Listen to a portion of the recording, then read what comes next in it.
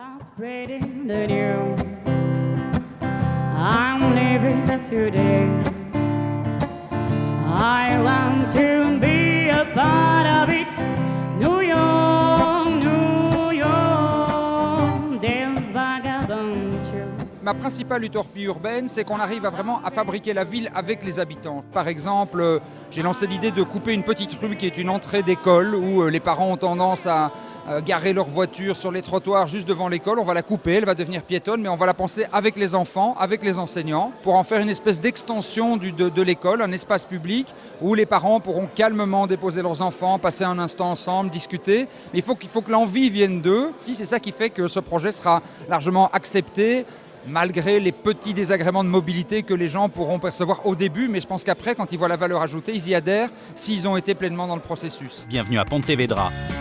83 000 habitants, l'équivalent de Poitiers ou d'Avignon.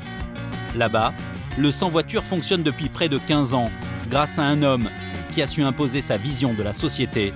Pusimos como preferencia para los usos del espacio público primero las personas, luego las bicicletas, luego el transporte público, por último el vehículo privado. Bueno, funciona porque la ciudad consiguió mejor calidad de vida, la ciudad cumple todos los parámetros de la Organización Mundial de la Salud de calidad del aire, no tenemos prácticamente accidentes, los niños juegan en las plazas y en las calles y la ciudad creció porque es muy atractiva desde el punto de vista de la calidad urbana.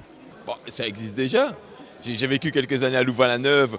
On ne peut pas dire que Louvain-la-Neuve soit une ville voiture, même si maintenant il y a certainement de plus en plus de voitures et puis il y a une spécificité avec les souterrains. Mais en surface, Louvain-la-Neuve, le centre en tout cas, reste un centre 100% piéton.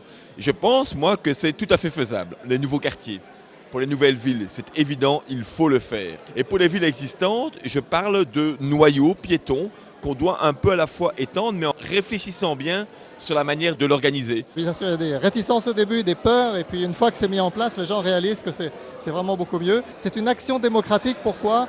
Parce que ça redonne aux gens de l'espace pour vivre, pour se déplacer sans danger, pour que les enfants puissent jouer, etc. Donc ça redonne du pouvoir, du contrôle sur sa vie, et donc c'est une action proprement démocratique. Ce n'était pas évident à penser, mais le maire de Pontevedra l'a dit très clairement, c'était frappant.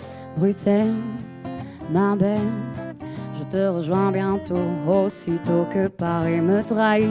Je sens que son amour est gris et puis